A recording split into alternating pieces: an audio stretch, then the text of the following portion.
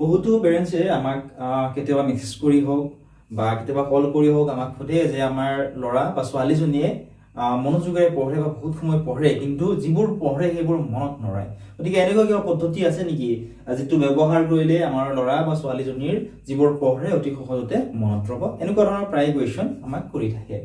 আজিৰ এই ভিডিঅ'টিত কেইটামান বিজ্ঞানসন্মত পদ্ধতি ছাত্ৰ ছাত্ৰীসকলৰ বাবে লৈ আহিছো। এই পদ্ধতিকেইটা যদি ফ'ল' কৰে, যিখিনি পঢ়ে মই ভাবো সেইখিনি গোটেইখিনি ভালদৰে মনত ৰৈ যাব। ঠিক আছে, এতিয়া চোৱা প্ৰথম পদ্ধতি এইটো হৈছে এক্টিভ ৰিকল বুলি কোৱা হয়। অৰ্থাৎ বেছিভাগ শিক্ষাৰ্থী কি কৰে, পাঠটো বাৰে বাৰে পঢ়ি থাকে, যাক কি বুলি কোৱা হয়, পেছিভ ষ্টাডি বুলি কোৱা হয়। ইয়াৰ পৰিৱৰ্তে এক্টিভ ৰিকল পদ্ধতি ব্যৱহাৰ কৰক। অৰ্থাৎ এটা দফা পঢ়াৰ পিছত কিতাপখন বন্ধ কৰি নিজে নিজক প্ৰশ্ন কৰিব লাগিব যে তোমালোকে কি পঢ়িছা। ঠিক আছে, অৰ্থাৎ মগজুক জোৰ দি তথ্যটো উলিয়াই অনাৰ এই প্ৰক্ৰিয়াই স্নায়ৱিক সংযোগ শক্তিশালী কৰে। অৰ্থাৎ ছাত্ৰ ছাত্ৰীসকলে কি কৰিব লাগিব, এই ভিডিঅ'টো অকল ছাত্ৰ ছাত্ৰীসকলৰ বাবে ইম্পৰ্টেণ্ট তেনেকুৱা নহয়, সকলোৰে বাবে ইম্পৰ্টেণ্ট হয়। ঠিক আছে, গতিকে পঢ়াৰ সময়ত আমি কি কৰিব লাগে, চোৱা এটা বস্তুকে আমি বাৰে বাৰে পঢ়ি থকাতকৈ আমি কেনেকে পঢ়িব লাগে, এক্টিভ ৰিকল যিটো পদ্ধতি আছে পদ্ধতিটো ব্যৱহাৰ কৰি পঢ়িব লাগে।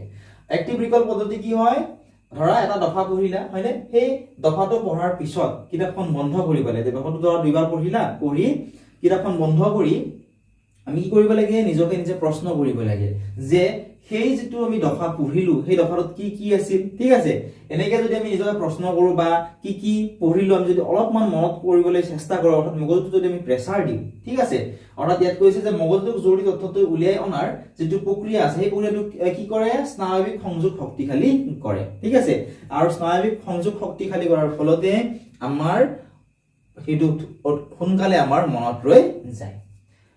অৰ্থাৎ চমুকৈ যদি ক'ব বিচাৰো যে এক্টিভ ৰিকল মানে হৈছে নিজে মনত পেলোৱা। অৰ্থাৎ কি পঢ়িলা তোমালোকে নিজেই ভাবিব লাগিব। কিতাপখন যেতিয়া পঢ়িলা বা পাঠটো যেতিয়া পঢ়িলা, পঢ়াৰ পিছত বা দফাটো যেতিয়া পঢ়িলা, পঢ়াৰ পিছত তুমি নিজকে নিজে প্ৰশ্ন কৰিব লাগিব যে মই কি পঢ়িলো। ঠিক আছে, বা এই দফাটোত আমি কি শিকিবলৈ পালো, এনেকে নিজে কি কৰিব লাগিব, মগজুটোত অলপমান প্ৰেছাৰ দিব লাগিব। ঠিক আছে, কৈছে যে কেৱল পঢ়ি নাথাকিবা, নিজকে প্ৰশ্ন কৰা। এনেকে প্ৰশ্ন কৰিবা যে সেইটো কি হয় বা কিয় হয়, কেনেকে হ'ল। ঠিক আছে, বা মেথছৰ যদি আমি অংক এটা কৰি থাকো, এইটো সলিউশন আমি কেনেকে উলিয়ালো, সেইটো ক'ৰ পৰা আহিল, এক্স ক'ৰ পৰা আহিল, এনেকুৱা ধৰণে গোটেইখিনি আমি নিজকে নিজে প্ৰশ্ন কৰিব লাগে। তেতিয়া আমাৰ অতি সহজতে সেইবোৰ মনত ৰৈ যায়। নেক্সট চোৱা অন্তৰাল পুনৰাবৃত্তি। অন্তৰাল পুনৰাবৃত্তি কি হয় চোৱা, যে আমি যিকোনো বস্তু পঢ়াৰ কিছু সময় পিছতে পাহৰিবলৈ আৰম্ভ কৰো। ইয়াক ৰোধ কৰিবলৈ এটা নিৰ্দিষ্ট সময়ৰ অন্তৰালত পুনৰালোচনা কৰাটো দৰকাৰ। অৰ্থাৎ আমি ৰিভিজন কৰি থাকিব লাগে, কাৰণ আমি আজি যিখিনি পঢ়িছো, হয়নে, বা ছাত্ৰ ছাত্ৰীসকলে আজি যিখিনি পঢ়ে সেইখিনি কি হয়, অহাকালিলৈ পাহৰি যায়, অৰ্থাৎ ৰাতিপুৱালৈকে পাহৰি যায়। গতিকে সেই নাপাহৰিবৰ কাৰণে আমি কি কৰিব লাগিব, ৰিভিজন কৰিব লাগিব। ঠিক আছে, প্ৰথম ৰিভিজন কেতিয়া কৰিব লাগে, ধৰা এতিয়া তোমালোকে কিবা এটা টপিক পঢ়িলা, পঢ়াৰ 1 ঘণ্টাৰ পিছত আকৌ সেইখিনি ৰিভিজন কৰিব লাগে। তাৰপিছত আকৌ 1 দিনৰ পিছত সেইখিনি আকৌ পঢ়িব লাগে। আকৌ 3 দিনৰ পিছত, অৰ্থাৎ তৃতীয় ৰিভিজন কেতিয়া কৰিব লাগে, 1 সপ্তাহৰ পিছত, 7 দিনৰ পিছত সেইখিনি আকৌ পঢ়িব আমি লাগে। আকৌ 1 মাহৰ পিছত আমি সেইখিনি আকৌ এবাৰ পঢ়িব লাগে। অৰ্থাৎ এনেকে যদি আমি ৰিভিজন কৰি থাকো, যিখিনি পঢ়ো এইখিনি মনত ৰৈ যায়। যদি ধৰা কিবা এটা টপিক তোমালোকে ধৰা আজি মুখস্থ কৰিলা, হয়নে, বা ধুনীয়াকে লিখি পঢ়ি মুখস্থ কৰিবলৈ চেষ্টা কৰিলা, মুখস্থ হৈ গ'ল, কিন্তু এদিন বা 2 দিন পিছত তোমালোকৰ কি হয়, বহুতৰে পাহৰি যোৱা। গতিকে পাহৰি নাযাবৰ কাৰণে এই যিটো ৰিভিজন, এই ৰিভিজন কৰাটো বহুত বেছি ইম্পৰ্টেন্ট হয়। প্ৰথম ৰিভিজন কেতিয়া কৰিব লাগে, পঢ়াৰ 1 ঘণ্টাৰ পিছত। দ্বিতীয়টো ৰিভিজন 1 দিনৰ পিছত। তৃতীয়টো ৰিভিজন 1 সপ্তাহ, 7 দিনৰ পিছত। আৰু চতুৰ্থটো ৰিভিজন 1 মাহৰ পিছত। এনেকে মাজে মাজে আমি যিটো পঢ়ো সেইখিনি যদি আমি ৰিপিট কৰি পঢ়ি থাকো, তেতিয়া আমাৰ সেইখিনি পাহৰি নাযাওঁ। এইটোকে ইয়াতে কৈছে। তোমালোকে কি কৰিব লাগিব, যিখিনি পঢ়া, ধৰা কবিতা এটাই মুখস্থ কৰিলা, হয়নে, তোমালোকে কি কৰিবা, মাজে মাজে কিতাপখন উলিয়াই ল'বা, উলিয়াই মাজে মাজে আকৌ কবিতাটো তোমালোকে চাই থাকিবা, নহলে তোমালোকে পাহৰি যাবা। নেক্সট চোৱা এইটো পদ্ধতি বহুত বেছি ইম্পৰ্টেন্ট হয়। এইটো পদ্ধতিত কি কোৱা হৈছে, এই পদ্ধতিত কোৱা হৈছে যেতিয়া আমি পাঠ এটা পঢ়িম, সেই পাঠটো পঢ়াৰ পিছত আমি 5 বছৰ শিশু এজনক যদি সেই পাঠটো বুজাব লাগে, কেনেকে বুজাম, ঠিক আছে, এইটো আমি নিজৰ মনত কি কৰিব লাগিব, ধাৰণা কৰি ল'ব লাগিব। অৰ্থাৎ আমি যদিহে পাৰো কাৰোবাক বুজাই দিবলৈ আমি সেই পাঠটো চেষ্টা কৰিব লাগে। ঠিক আছে, চেষ্টা কৰিলে কি হয়, আমি যিখিনি বুজি নাপাওঁ বা যিখিনিত আমাৰ ধৰা খোকোজা লাগে, সেইখিনি আমি আকৌ কি কৰিব পাৰো, আৰু ধুনীয়াকে পঢ়িবলৈ পাৰো, যে এইখিনি মোৰ খোকোজা লাগিছে, এইখিনি মই আৰু পঢ়িব লাগিব। ঠিক আছে, এনেকে কি কৰিব পাৰা, তোমালোকে পঢ়িবলৈ পাৰা। নেক্সট ওৱান, আমাৰ মগজুৱে একেৰাহে বহু সময় মনোযোগ দিয়াতকৈ সৰু সৰু ভাগত পঢ়িলেহে বেছি মনত অৰ্থাৎ 25 মিনিট সম্পূৰ্ণ মনোযোগেৰে পঢ়িবলৈ কৈছে আৰু পঢ়াৰ পিছত 5 মিনিটৰ বিৰতি ল'বলৈ দিছে বহুতো ছাত্ৰ ছাত্ৰী কি কৰে কিতাপখনৰ আগত বহি 3 পৰা 4 ঘণ্টা 2 ঘণ্টা 3 ঘণ্টা 4 ঘণ্টা পঢ়িয়ে থাকে হয়নে তেনেকৈ পঢ়িলে বহুতো ছাত্ৰ ছাত্ৰীৰ মনত নৰয় তো কি কৰিব লাগে প্ৰায় 20 পৰা 30 মিনিট মান পঢ়াৰ পিছত অলপ সময় ৰেষ্ট ল'ব লাগে বিৰতি ল'ব লাগে ঠিক আছে বিৰতি ল'লে কি কৰে বিৰতি ল'লে কি হয় আমাৰ যেটো মগজু আছে ব্ৰেইনটোৱে ভাগৰুৱা অনুভৱ নকৰে যদি একেৰাহে বহুত সময় 1 ঘণ্টা 2 ঘণ্টা পঢ়ি থকা হয় মগজুটো কি অনুভৱ কৰে ভাগৰুৱা অনুভৱ কৰে গতিকে প্ৰায় আধা ঘণ্টা মান পঢ়াৰ পিছত বা 25 মিনিট মান পঢ়াৰ পিছত অলপ সময়ৰ কাৰণে তোমালোকে জিৰণি ল'বা জিৰণি লৈ আকৌ সেইখিনি আকৌ পঢ়িবলৈ তোমালোকে ষ্টাৰ্ট কৰিবা তেতিয়া মগজুটোৰ যেটো ভাগৰুৱা লাগি থাকিব হেতু তোমালোকৰ নহয় ঠিক আছে নেক্সট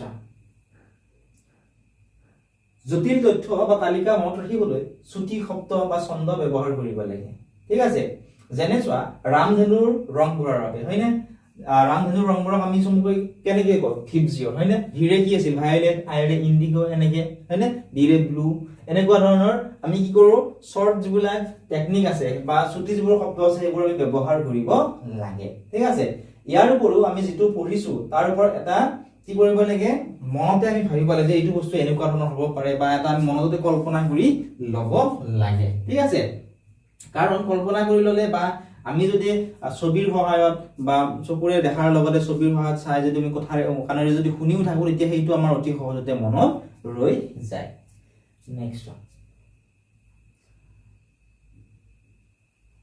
মোবাইল সোশ্যাল মিডিয়া আদিবোৰ আতৰাই পঢ়িব লাগে আৰু আতৰাই পঢ়া মানে কি কৈছে চোৱা বহুতো ছাত্ৰ ছাত্ৰী কি কৰে কাখত মোবাইলটো লৈ লয় হয়নে ক্লাস 8 9 ত পঢ়া বা 7 ত পঢ়া বহুতো ছাত্ৰ ছাত্ৰী পেৰেন্টছে আমাক কয় যে মোবাইলে চাই থাকে সকলো সময়তে বা এনি টাইম মোবাইল চাই থাকে হয়নে পঢ়াৰ সময়ত মোবাইলটো যিমান পাৰো আমি দূৰত ৰাখিবলৈ লাগে ঠিক আছে মোবাইল আৰু সোশ্যাল মিডিয়া কি কৰে আমাৰ মানে পঢ়াত বাধা দিয়ে কেনেকৈ বাধা দিয়ে চোৱা মোবাইলটো যদি কাখত থাকে বা সোশ্যাল মিডিয়া যদি আমি উলিয়াই থৈ দিওঁ তেতিয়া কি হয় পঢ়াৰ পিছতে আমাৰ মোবাইলটোলৈকে মনত পৰে ঠিক আছে আৰু সোশ্যাল মিডিয়াত থকা অৰ্থাৎ মোবাইলত থকা বিভিন্ন এপ আমি ব্যৱহাৰ কৰি থাকো গতিকে আমি কি কৰিব লাগে মোবাইল ফোন অথবা সোশ্যাল মিডিয়াৰ পৰা আঁতৰি থাকিব লাগে বা সেইবোৰ আমি কাষত ৰাখিবই নালাগে নাৰাখিলে কি হয় সময় কমত বেছি শিকা যায় হয়নে কম সময়তে আমি বহুতো বস্তু শিকিব পাৰো নেক্সট ৰাইট এণ্ড লাৰ্ণ অৰ্থাৎ লিখি পঢ়াৰ পিছত সদায় নিজে লিখিবলৈ চেষ্টা কৰিব লাগে অৰ্থাৎ কেৱল পঢ়ি থাকিলেই নহয় ধৰা কবিতা এটাই তোমালোকে মুখস্থ কৰিলা হয়নে কবিতাটো ধৰা দুবাৰ পঢ়িলা দুবাৰ পঢ়াৰ পিছত এবাৰ লিখিব লাগে আকৌ তোমালোকে দুবাৰ পঢ়া আকৌ লিখা এনেকৈ যদি এবাৰ লিখা এবাৰ পঢ়া এনেকৈ যদি থাকা তেতিয়া তোমালোকৰ অতি সহজতে সেইটো মনত ৰৈ যাব কেৱল পঢ়ি থাকিলে কিন্তু মনত নৰয় ঠিক আছে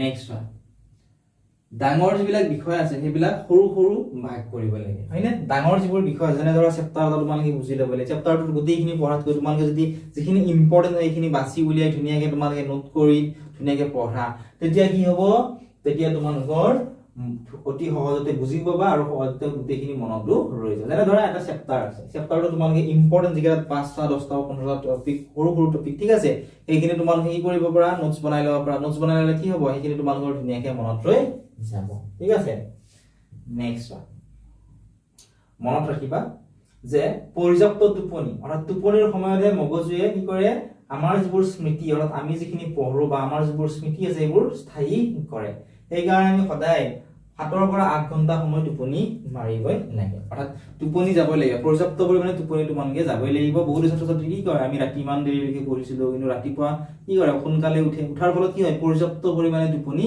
নহয় পৰ্যাপ্ত পৰিমাণে টোপনি নোহোৱাৰ পিছত কি হয় পৰ্যাপ্ত পৰিমাণে টোপনি নোহোৱাৰ কাৰণে যিখিনি পঢ়ে সেইখিনি মনত ৰৈ নাযায় ঠিক আছে গতিকে ল'ৰা ছোৱালী বিলাকে প্ৰায় 7 পৰা 8 ঘণ্টা তোমালোকে টোপনি যাবই লাগে নেক্সট পানীৰ ব্যৱহাৰ মগজু সক্ৰিয় কৰি ৰাখিবলৈ যথেষ্ট পানী খাব লাগে অৰ্থাৎ পঢ়াৰ সময়ত আমি সদায় এটা পানীৰ বটল ৰাখিব লাগে পানীৰ বটলে কি কৰে আমাৰ যেটো মগজু আছে হয়নে এই মগজুটো সক্ৰিয় কৰি ৰাখে অৰ্থাৎ আমি যদি মাজে মাজে ধৰা আধা ঘণ্টা পঢ়িলো ৰেষ্ট লোৱাৰ সময়ত অলপমান আমি পানী খালো বা আন কিবা এটা বস্তু খাই দিলো তেতিয়া আমাৰ মগজুটো কি হৈ থাকে ধুনীয়াকৈ সক্ৰিয় হৈ থাকে বা আমিও ফ্ৰেছ হৈ থাকিব পাৰো বা আমাৰ টোপনিও অতি সহজতে নালাগে ঠিক আছে আৰু সকলোতকৈ ইম্পৰ্টেন্ট হৈছে বহুতো পেৰেন্টছে আমাক কয় যে আমাৰ ল'ৰা বা ছোৱালীজনে টেবুল আৰু চকী থকাৰ পিছতো বিচনাত বহি পঢ়ে। গতিকে বিচনাত যদি বহি পঢ়া তোমালোকৰ কিন্তু মনত নৰয়। যিসকল ছাত্ৰ ছাত্ৰীয়ে বিচনাত বহি পঢ়া এতিয়াৰ পৰা কিন্তু তোমালোকে ধুনীয়াকৈ টেবুল চকী ব্যৱহাৰ কৰি পঢ়িবলৈ চেষ্টা কৰিবা, তেতিয়াহে তোমালোকৰ মনত ৰ'ব। যদি বুজি পোৱাত কিবা অসুবিধা হৈছে ৰিপিট কৰি আৰু এবাৰ চাই ল'বা। যদি ভিডিঅ'টো চাই ভাল পাইছে ভিডিঅ'টো লাইক কৰি দিয়াৰ লগতে শ্বেয়াৰ কৰি দিবলৈ নাপাহৰিবা।